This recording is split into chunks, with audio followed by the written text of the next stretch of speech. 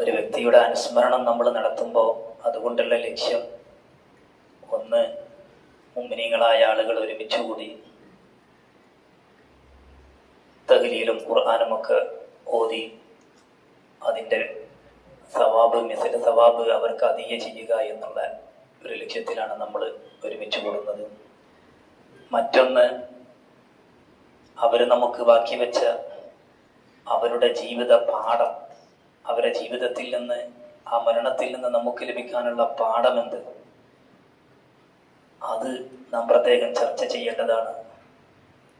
അവര് നമ്മുടെ മുമ്പേ അവർ നടന്നുപോയി, ഇനി നമുക്കും ഇതുപോലെ ഒരു മരണം വരാനുണ്ട് എന്നും, ഇനി ദുനിയാവിൽ ഭൂമിക്ക് മുകളിൽ ജീവിച്ചിരിക്കുന്നവര് നമ്മളാണെന്നും ആ ഒരു ബോധം നമ്മളിൽ ഉണ്ടാവുകയും വേണം. പ്രത്യേകിച്ച് എൻ്റെ മുന്നിലുള്ളത് ഇൽമ പഠിക്കുന്ന മുതഅല്ലിമീങ്ങളായതുകൊണ്ട് തന്നെ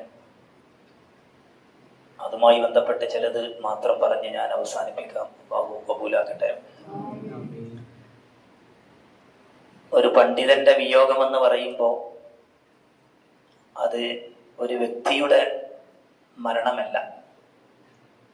മഹാനരായ ഇബ്നു ഹജർ അസ്ഖലാനി റളിയല്ലാഹു അൻഹു തന്റെ അൽ മതാലിബുൽ ആലിയിൽ പറഞ്ഞ ഒരു ഹദീസ്, മഹാനരായ അബൂ ദർദാ റളിയല്ലാഹു അൻഹു തൊട്ടുദ്ധരിക്കുന്ന ഹദീസ് കാണാം. മൗത്തുൽ ആലിമി മുസീബത്തുൽ ലാ തുജ്ബറു വസുൽമത്തുൽ ലാ തുസദ്ദു വഹുവ നജ്മുൻ തുമിസ മൗത്തു ഖബീലത്തിൻ ഐസറു മിൻ മൗതി ആലിം. നബി പാക്ക് സല്ലല്ലാഹു അലൈഹി വസല്ലം തങ്ങൾ പറഞ്ഞത് മൗത്തുൽ ആലിമി മുസീബത്തുൽ ലാ തുജ്ബറു, ഒരു പണ്ഡിതന്റെ മരണം എന്നത് മുസീബത്തുൽ ലാ തുജ്ബറു, പരിഹരിക്കപ്പെടാനാവാത്ത ഒരു മുസീബത്താണ്, അതൊരു മുറിവ് തന്നെയാണ്. വസുൽമത്തുൽ ലാ തുസദ്ദു, നികത്താനാവാത്ത ഒരു വിടവാണ്. വഹുവ നജ്മുൻ തുമിസ, അസ്തമിച്ചു പോയ ഒരു നക്ഷത്രമാണെന്നും മൗത്തു ഖബീലത്തിൻ ഐസറു മിൻ മൗതി ആലിം, ഒരു ഗോത്രം ഒന്നടങ്കം മരിക്കുന്നതിനേക്കാൾ വലിയ നഷ്ടമാണ് ഒരു പണ്ഡിതന്റെ മരണമെന്ന് നബി പാക്ക് സല്ലല്ലാഹു അലൈഹി വസല്ലം ഉണർത്തിയത് കാണാം. മഹാനരായ സയ്യിദ് ബിൻ സാബിത്ത് റളിയല്ലാഹു അൻഹു വഫാത്തായപ്പോൾ ആ ഒരു സംഭവം അമ്മാർ ബിൻ അബി അമ്മാർ എന്നവർ പറയുന്നുണ്ട്. സയ്യിദ് ബിൻ സാബിത്ത് റളിയല്ലാഹു അൻഹു വഫാത്തായ സന്ദർഭത്തിൽ ഞങ്ങൾ ഇബ്നു അബ്ബാസ് റളിയല്ലാഹു അൻഹുവിന്റെ അടുക്കൽ ഒരുമിച്ച് കൂടി. ആ സന്ദർഭത്തിൽ മഹാനവറുകൾ പറഞ്ഞു, ഹാകദാ ദഹാബുൽ ഇൽമി, ഇങ്ങനെയാണ് ഇൽമ നഷ്ടപ്പെട്ടു പോകല്.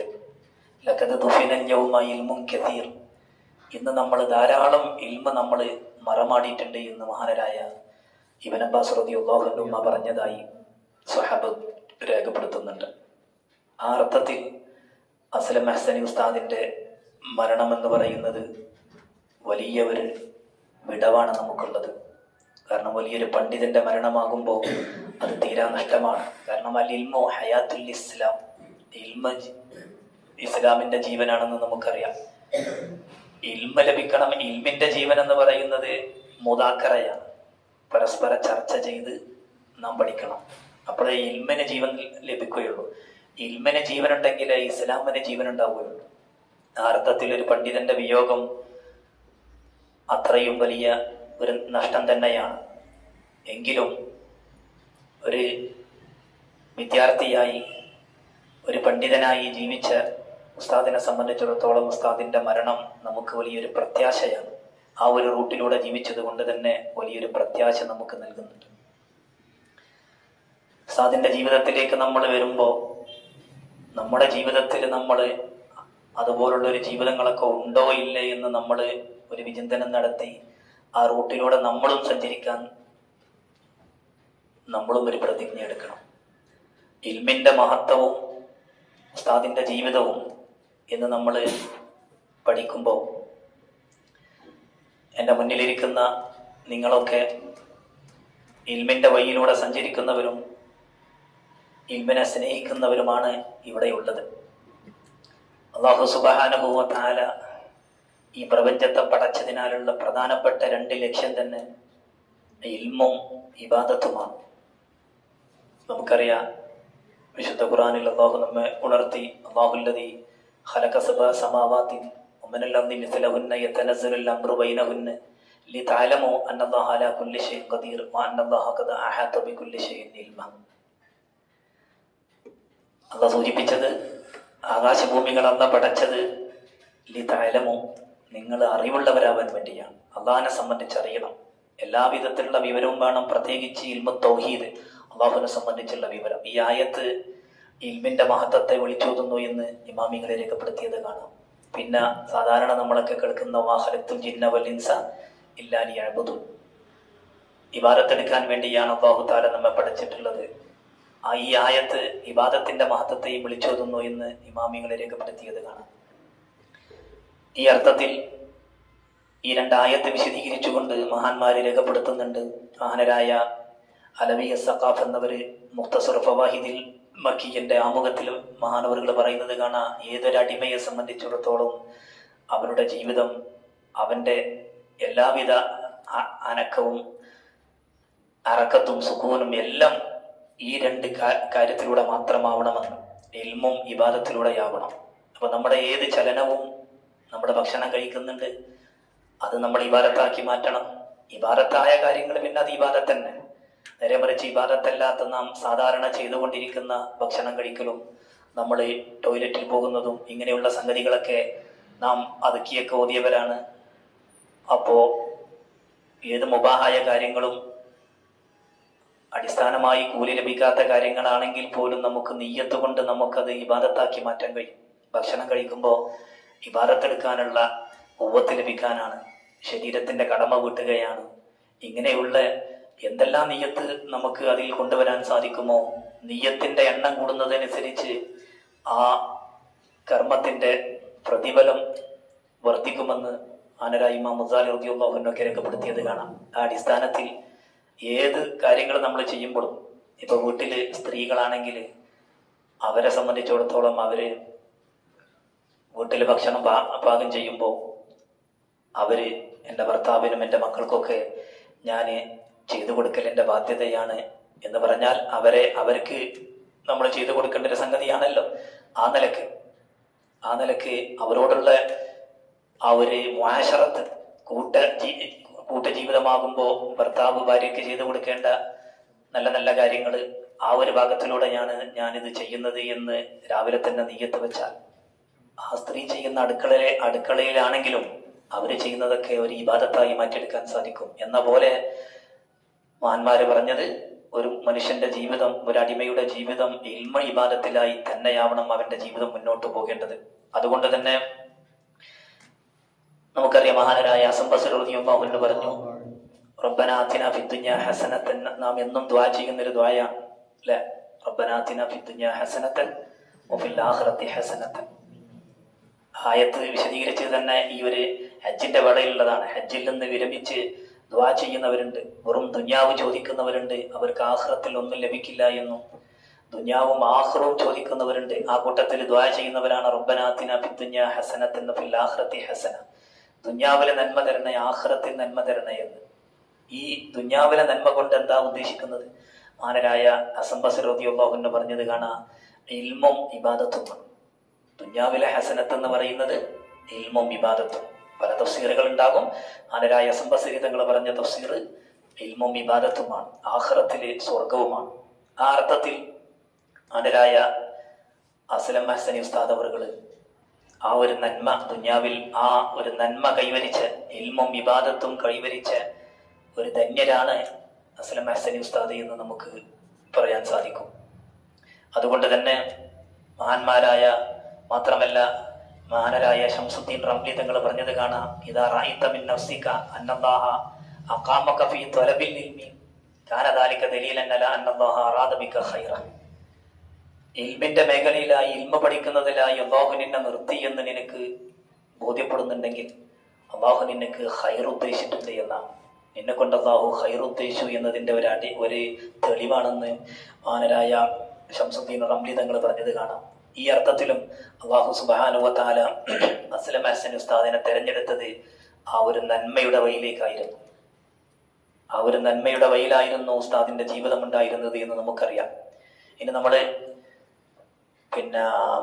പഠനകാലത്തെ വിനയവും വിജയവും നമ്മൾ നോക്കുമ്പോൾ ഒരു വിദ്യാർത്ഥിയെ സംബന്ധിച്ചിടത്തോളം പഠനകാലത്തെ വിനയവും വിജയവും അത് അവനുണ്ടാവേണ്ട ഒരു ഗുണമാണ്. ഇവിടെ എൻ്റെ മുന്നിലുള്ള വിദ്യാർത്ഥികൾ ഞാനടക്കം ഓർക്കേണ്ട ഒരു ഉദ്ധരണിയാണ് മഹാനരായ ഇമാം ഷാഫി റളിയല്ലാഹു അൻഹുവിന്റെ ഉദ്ധരണി.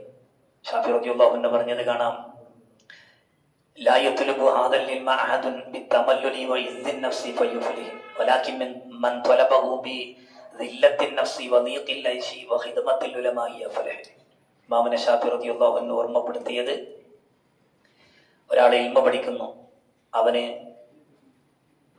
മടിയോടുകൂടെയാണ് പഠിക്കുന്നത് എന്ന് പറഞ്ഞാൽ പഠനത്തിൽ അവന് മടിയാണ്, അവനൊരു വിനയമില്ലാത്ത ഒരു പഠനമാണ് അവൻ്റെ പഠനം, എങ്കിൽ അവന് വിജയിക്കാൻ സാധിക്കില്ല എന്ന് ഇമാം ഷാഫി റളിയല്ലാഹു അൻഹു പറയുന്നു. തുടർന്ന് മഹാനവറുകൾ പറഞ്ഞു, വലാകിൻ ത്വലബഹു ബിദില്ലത്തിൻ നഫ്സ്, നല്ല വിനയത്തോടുകൂടി വിനയാന്വിതനായി ഒരാൾ പഠിക്കുന്നു. വദീഖിൽ ഐശി, ജീവിതത്തിൽ വരുന്ന പ്രയാസങ്ങളെ തരണം ചെയ്തുകൊണ്ട് അവൻ പഠിക്കുന്നു. ഖിദ്മത്തിൽ ഉലമായി, ഉലമാഇനെ സേവിച്ചുകൊണ്ട് പണ്ഡിതന്മാർക്ക് ഖിദ്മ ചെയ്തുകൊണ്ട് അവൻ ജീവിക്കുന്നു, എങ്കിൽ അഫലഹ, അവൻ വിജയിച്ചു എന്ന് മഹാനരായ ഇമാം ഷാഫി റളിയല്ലാഹു അൻഹു ഉണർത്തിയത് കാണാം. ഈ അർത്ഥത്തിൽ അസ്ലം ഹസനി ഉസ്താദിന്റെ ജീവിതം ഈ ഒരു പഠനകാലവും പഠനത്തിന്റെ ശേഷവും മഅദിനിൽ ജോലി ചെയ്യുന്ന സന്ദർഭത്തിലും ഉസ്താദ് അവറുകൾ പഠിക്കുക തന്നെയായിരുന്നു. ഞങ്ങൾ പല സന്ദർഭത്തിലും ഉസ്താദുമാരുടെ ക്ലാസ്സിലേക്ക് പോകാറുണ്ട്, യാസുന്നിലേക്ക് വരാറുണ്ട്, പിന്നെ ചെങ്ങാനിയിലേക്കും ഞങ്ങൾ ക്ലാസ്സിന് പോകാറുണ്ട്. ഉസ്താദ് അവറുകൾ വഫാത്താകുന്ന ബുധനാഴ്ച രാത്രി അന്നും ഉസ്താദ് ക്ലാസ്സിന് വേണ്ടി ഇറങ്ങിയതാണ്. അതിൻ്റെ മുമ്പുള്ള ഞായറാഴ്ചയും ഞങ്ങൾ ചെങ്ങാനിയിലേക്ക് അബ്ദുൽ ഉസ്താദിൻ്റെ ദക്കായിക്ക് ക്ലാസ്സിന് ഒന്നിച്ചു പോയവരാണ്. എല്ലാ ക്ലാസ്സിലും ഞങ്ങൾ ഒന്നിച്ചാണ് പോകാറുണ്ടായിരുന്നത്. ആ ഒരു അർത്ഥത്തിലും ഉസ്താദ് അവറുകൾ ബിദില്ലത്തിൻ നഫ്സ്, വിനയാന്വിതനായി, കാരണം ഒരുപാട് ശിഷ്യഗണങ്ങളുള്ള വലിയൊരു ഉസ്താദാണ്. മാത്രമല്ല ആ ശിഷ്യന്മാർക്ക് ശിഷ്യന്മാരുമായി ഇങ്ങനെ ഉസ്താദിന്റെ ശിഷ്യ പരമ്പര. എന്നിട്ടും ഉസ്താദ് വിനയാന്വിതനായി കൊണ്ട് തന്നെ ഇൽമ വീണ്ടും വീണ്ടും പഠിക്കുന്നു. ജീവിതത്തിലുള്ള പ്രാരാബ്ധങ്ങൾ, അതിലേക്കൊന്നും ഞാൻ കൂടുതൽ കിടക്കുന്നില്ല. വലിയ പ്രാരാബ്ധങ്ങളായിരുന്നു ഉസ്താദിനുണ്ടായിരുന്നത്. അതൊക്കെ തരണം ചെയ്ത് ഖിദ്മത്തിൽ ഉലമാഇനുള്ള സേവനം, ഉലമാഇന്റെ സേവനം, ഈ വിഷയത്തിലും ഉസ്താദ് അവറുകൾ പിന്നെ തൻ്റെ ഉസ്താദുമാരോടുള്ള വിനയത്തിലും ഇൽമിനോടുള്ള ആ ഒരു ആർത്തിയും ഈ വിഷയത്തിൽ ഉസ്താദ് അവറുകൾ വിജയിച്ചു എന്ന് തന്നെ നമുക്ക് പറയാം. ഇമാം ഷാഫി റളിയല്ലാഹു അൻഹു സൂചിപ്പിച്ച ആ ഒരു വിജയം, ആ ഒരു രൂപത്തിലാണ് നമ്മുടെയും പഠനം ഉണ്ടാവേണ്ടത് എന്ന് ഞാൻ ഓർമ്മപ്പെടുത്തുന്നു. മറ്റൊന്ന് ഇൽമും അമലും. ഇൽമ മാത്രം നമുക്കുണ്ടായാൽ പോരാ, മറിച്ച് നമ്മുടെ ഭാഗത്തിൽ നിന്ന് ഇബാദത്ത് കൂടി വേണമെന്ന് അതും അസ്ലം ഹസനി ഉസ്താദ് നമ്മെ ഓർമ്മപ്പെടുത്തുന്നുണ്ട്, നമ്മെ പഠിപ്പിച്ചിട്ടുണ്ട്. അവിടുത്തെ ജീവിതം ആ രൂപത്തിൽ തന്നെയായിരുന്നു. നമുക്കറിയാം, ഇൽമ് ആന്മാര് പരിചയപ്പെടുത്തിയത് ഇൽമ് ഒരു വൃക്ഷമാണ്. ഒരു വൃക്ഷത്തിനോടാണ് ഇൽമിനെ തുലനം ചെയ്തത്. ഇൽമ ഒരു വൃക്ഷവും ഇബാദത്ത് എന്ന് പറയുന്നത് അതിന്റെ ഫലവുമാണ്. മഹത്വമുള്ളത് വൃക്ഷത്തിനാണെങ്കിലും, പക്ഷെ ആ വൃക്ഷം കൊണ്ട് ഉപകാരം കിട്ടുന്നത്, മനുഷ്യന് ഉപകാരപ്പെടുന്നത് അതിന്റെ ഫലങ്ങളാണ്. അതുകൊണ്ട് പിന്നെ ഇബാദത്തില്ലാത്ത ഇൽമ കൊണ്ട് യാതൊരു ഉപകാരവുമില്ല. മഹാന്മാര് തന്നെ പറഞ്ഞത് കാണാം, ഖൈറുൽ ഇൽമി മാനഫ, ഇൽമിൽ വെച്ച് ഏറ്റവും ഉത്തമമായ ഇൽമെന്ന് പറയുന്നത് മാനഫ, ഉപകാരപ്രദമായ ഇൽമാണ്.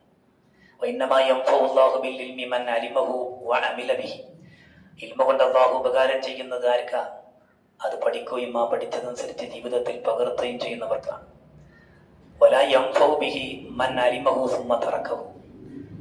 മഹാന്മാരെ രേഖപ്പെടുത്തി, ഇൽമ പഠിച്ചു, പക്ഷെ ആ ഇൽമ പഠിച്ചതനുസരിച്ചുള്ള പ്രവർത്തനം ജീവിതത്തിൽ ഇല്ല എങ്കിൽ അവൻ അല്ലാഹു അതുകൊണ്ട് ഉപകാരം ചെയ്യില്ല എന്ന് മഹാനരായ ഫുദൈൽ ഇബ്നു ഇയാദ് റളിയല്ലാഹു അൻഹു പറഞ്ഞു, മൻ ഊതിയ ഇൽമൻ ലാ യസ്ദാദു ഫീഹി ഖൗഫൻ വഹുസനൻ വബുകാഅൻ ഹഖീഖുൻ ബിഅല്ലാ യകൂന ഊതിയ ഇൽമൻ യൻഫഉ. ഒരാൾക്ക് ഇൽമ ഇങ്ങനെ വർദ്ധിക്കുന്നുണ്ട്, ധാരാളം ഇൽമ ലഭിക്കുന്നുണ്ട്, പക്ഷേ അവന്റെ ജീവിതത്തിൽ അല്ലാഹുവിനെ സംബന്ധിച്ചുള്ള പേടി വരുന്നില്ല, അവന് കരച്ചിൽ വരുന്നില്ല. അള്ളാഹുവിനെ ആലോചിച്ച് എന്ന പോലെ നമ്മളിൽ നിന്ന് തെറ്റ് സംഭവിക്കുമ്പോൾ അതിനെ സംബന്ധിച്ചൊരു പേടിയുമില്ല. ഈ രൂപത്തിലാണ് ഒരുത്തൻ്റെ ജീവിതമെങ്കിൽ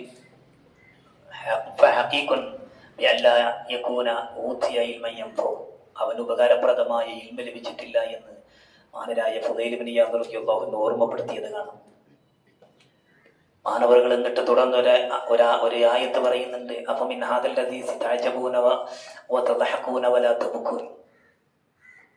അതുകൊണ്ട് ആ വിഷയത്തിലും ഉസ്താദ് അവറുകളുടെ ജീവിതം എന്നല്ല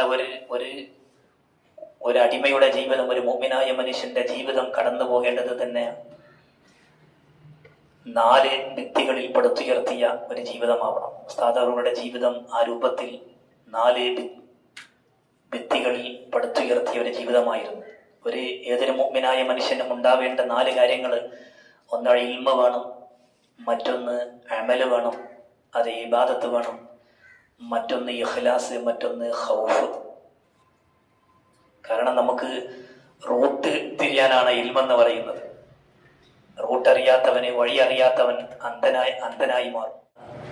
ഞങ്ങൾ ഒരുപാട് വർഷം ഒന്നിച്ച് ജീവിച്ചവരാണ്. ഉസ്താദ് അവറുകൾ തഹജ്ജുദിന് നേരത്തെ എണീക്കും. ഒന്നിച്ച് ഞങ്ങൾ റൂമിലുണ്ടായവരുമാണ് കുറച്ചു കാലം.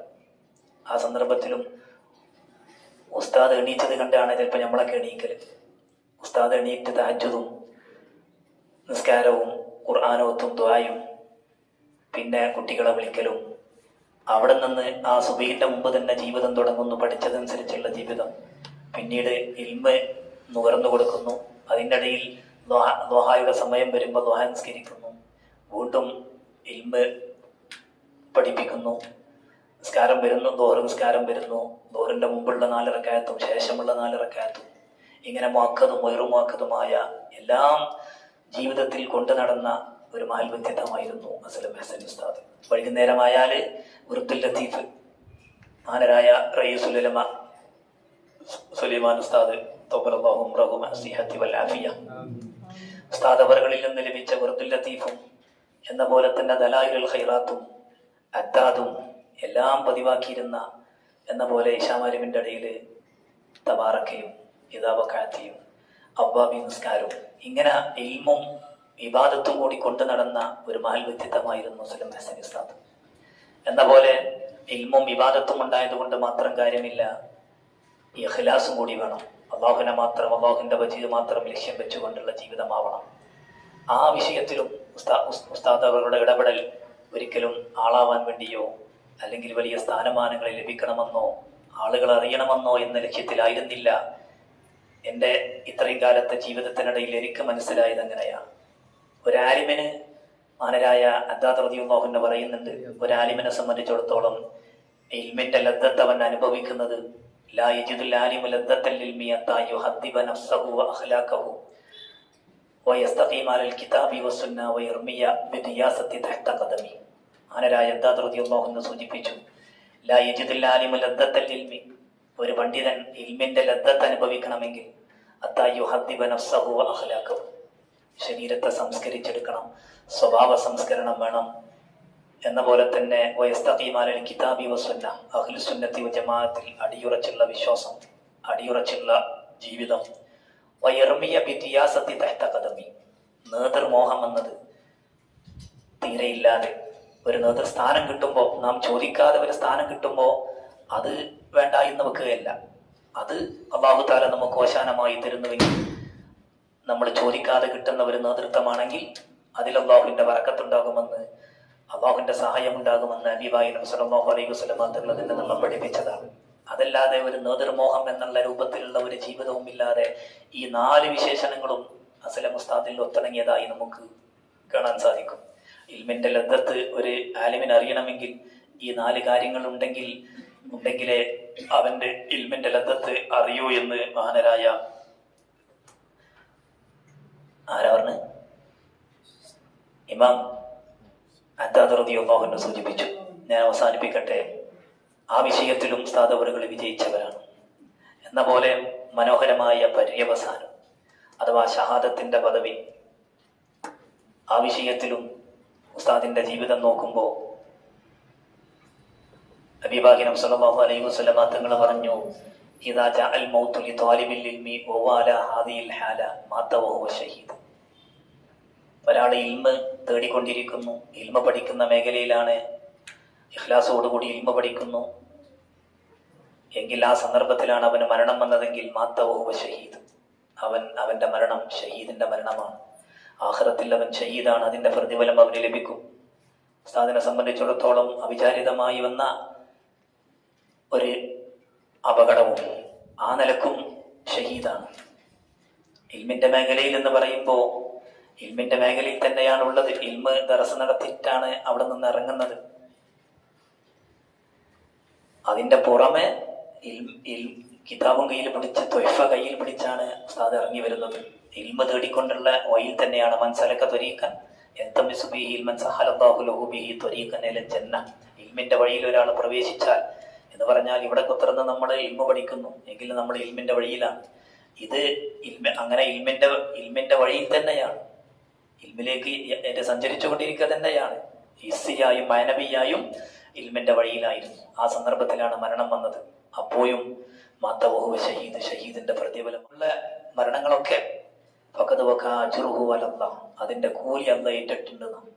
അതിന്റെ കൂലി ഫഖദ് വഖഅ അജ്റുഹു അലല്ലാഹ്, അല്ലാഹുവിന്റെ മേൽ സ്ഥിരപ്പെട്ടു പോയി. അല്ലാഹ് അത് ഏറ്റെടുത്ത് കഴിഞ്ഞു. അല്ലാഹ്ക്ക് നിർബന്ധമാണെന്നല്ല, അള്ളാഹിനെ സംബന്ധിച്ചിടത്തോളം അല്ലാഹ്ക്ക് ഒന്നും നിർബന്ധമില്ല. അത് മുഅ്തസിലി വാദമാണ്, പിയച്ച വിഭാഗത്തിന്റെ ഒരു വാദമാണത്.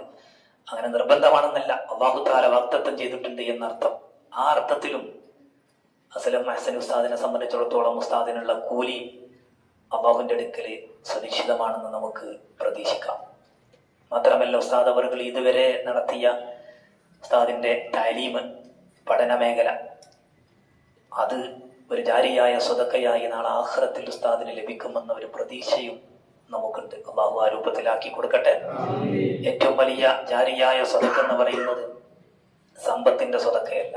സമ്പത്ത് അത് തീർന്നു പോകും. നേരെ മറിച്ച് ഹബീബാഹി നബി സല്ലല്ലാഹു അലൈഹി വസല്ലം തങ്ങൾ പഠിപ്പിച്ചു, അഫ്ളലുസ് സ്വദഖത്തി അൻ യതഅല്ലമൽ മർഉൽ മുസ്ലിമു ഇൽമൻ സുമ്മ യുഅല്ലിമഹു പിന്നെ അഖൻ, വേറൊരു മുസ്ലിമായ അഖിനിക്ക്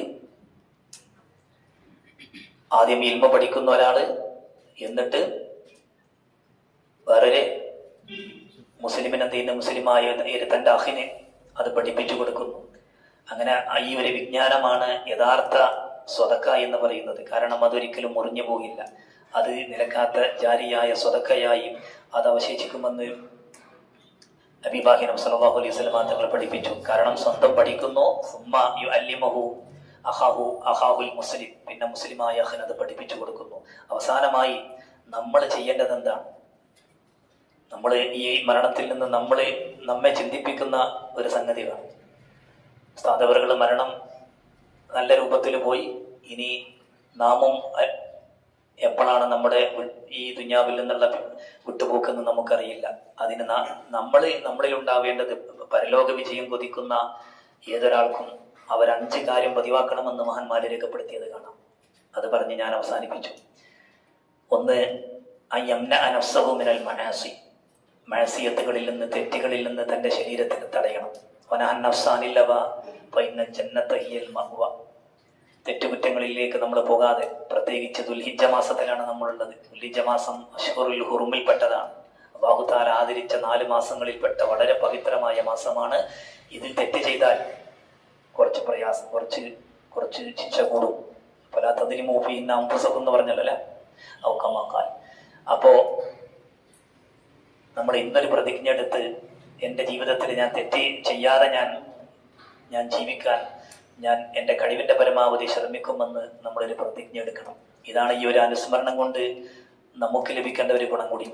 അപ്പോൾ ഒന്ന് യംന അനഫ്സഹു മിനൽ മആസി, ഒന്ന് തെറ്റുകുറ്റങ്ങളിൽ നിന്ന് ശരീരത്തെ തടയണം.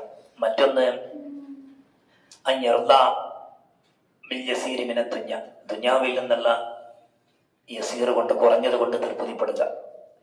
അതുകൊണ്ട് പിന്നെ കൂടുതൽ ദുനിയാവ് സമ്പാദിക്കണ്ട എന്നല്ല, ഹലാലായ രൂപത്തിൽ എത്രയും സമ്പാദിക്കുക, അത് നല്ല മാർഗത്തിൽ ചെലവഴിക്കുക, അത് വളരെ അത്യാവശ്യമാണ്. ആ രൂപത്തിലൊക്കെ വേണം. പക്ഷേ ഇനിയും വേണം എന്നുള്ള ആർത്തി കൊണ്ട് നമ്മളെ ഹറാമിൽ ചെന്നപ്പെടുന്ന ഒരവസ്ഥ ഉണ്ടാവരുത്. എന്ന പോലെ മറ്റുള്ളവർക്ക് ഇങ്ങനെ ഉണ്ടല്ലോ, എനിക്കതില്ലല്ലോ എന്ന, അന്ന് എനിക്കത് തന്നില്ലല്ലോ എന്ന ആവലാതി ഇല്ലാതെ അല്ല തന്നത് കൊണ്ട് പൊരുത്തപ്പെടുക. നബിവാകിനും സല്ലല്ലാഹു അലൈഹി വസല്ലം മാത്രം നമ്മൾ പഠിപ്പിച്ചത്. മുകളിലുള്ളവരിലേക്ക് നമ്മൾ നോക്കരുത്. ദുനിയാവിന്റെ കാര്യത്തിൽ, ആഖിറത്തിന്റെ കാര്യത്തിൽ മുകളിലുള്ളവരിലേക്ക് നോക്കണം. അവൻ തഹജ്ജുദ് നിസ്കരിക്കുന്നുണ്ട്, ഞാന് നിസ്കരിക്കുന്നില്ലല്ലോ, അവൻ ഞാനും നിസ്കരിക്കണമല്ലോ. അവന് എന്നിലേറെ കൂടുതൽ ഇബാദത്ത് ചെയ്യുന്നുണ്ട്, എന്നിലേറെ കൂടുതൽ കിതാബ് ഓതി പഠിക്കുന്നുണ്ട്.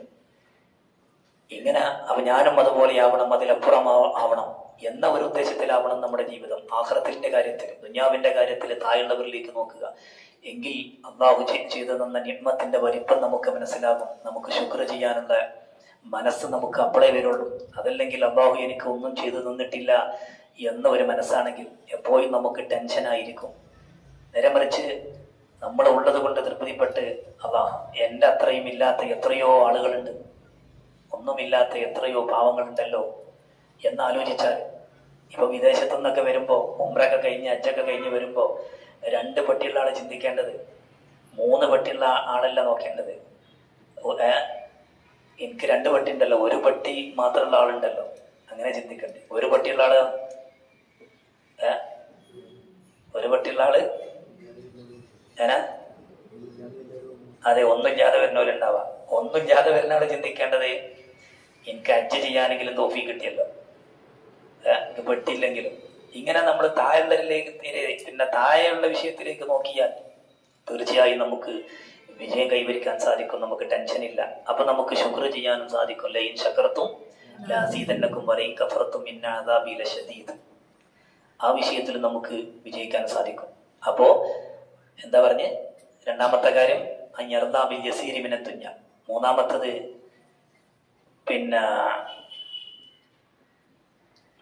എന്താ, അയ്യക്കൂന ഹരീസൻ അല ത്വആത്ത്. സൽക്കർമ്മങ്ങൾ ചെയ്യാനുള്ള ആഗ്രഹം, ഒരു ത്വര നമുക്ക് വേണം. എല്ലാ ത്വആത്തുകളുമായി ബന്ധപ്പെടുക. ഫൈനൽ ഇഷ്തിഗാല ബിൽ ഇൽമി മിൻ അഫ്ദലി ത്വആത്ത് ഔലാ മാ ഉൻഫിഖത ഫീഹി നഫായിസുൽ ഔഖാത്ത്. നമ്മുടെ അസ്ലം ഹസൻ ഉസ്താദ് എപ്പോൾ പ്രസംഗിക്കാൻ നിൽക്കുകയാണെങ്കിലും ഉസ്താദ് ഇതാണ് പറയല്, ഫൈനൽ ഇഷ്തിഗാല ബിൽ ഇൽമി മിൻ അഫ്ദലി ത്വആത്ത് ഔലാ മാ ഉൻഫിഖത ഫീഹി നഫായിസുൽ ഔഖാത്ത്. അപ്പൊ ഏറ്റവും വലിയ ഇബാദത്ത് എന്ന് പറയുന്നത് നിയ്യത്തോട് നല്ല ഇഖ്ലാസോട് കൂടെയുള്ള ഇൽമ പഠനം തന്നെയാണ്. അപ്പൊ ആ ത്വഅത്തിന്റെ മേൽ, ഏത് ത്വഅത്തിലും നമ്മൾ എന്ത് ചെയ്യണം, ഏത് ത്വഅത്തും ഒന്നും നിസാരമായി കാണരുത്. ഇപ്പൊ പള്ളിയിൽ നമ്മൾ ഇരിക്കുമ്പോൾ ഇത്തികാഫിന്റെ നിയ്യത്ത് വെച്ച് നമ്മൾ ഇരിക്കുന്നു.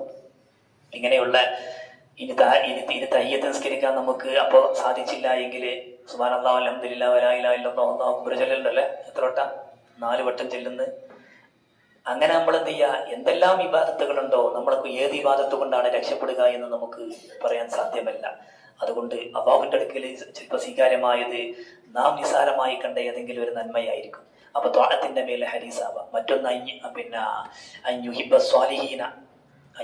സ്വാലിഹീന വഅഹ്ലൽ ഖൈരി വയുജാലിസഹും വയുഖാലിതഹും. സ്വാലിഹികളുമായി ഇടപെടുക, സ്വാലിഹികളുമായി കൂടി ജീവിക്കുക. ആ വിഷയത്തിലും അസ്ലം ഹസൻ ഉസ്താദ് വിജയിച്ചവരാണ്. ഉസ്താദുമാരുള്ള ഖിദ്മത്തിൽ, പ്രത്യേകിച്ച് റയീസുൽ ഉലമ ഉസ്താദ് അവരുടെ ഖാദിമായിരുന്നു.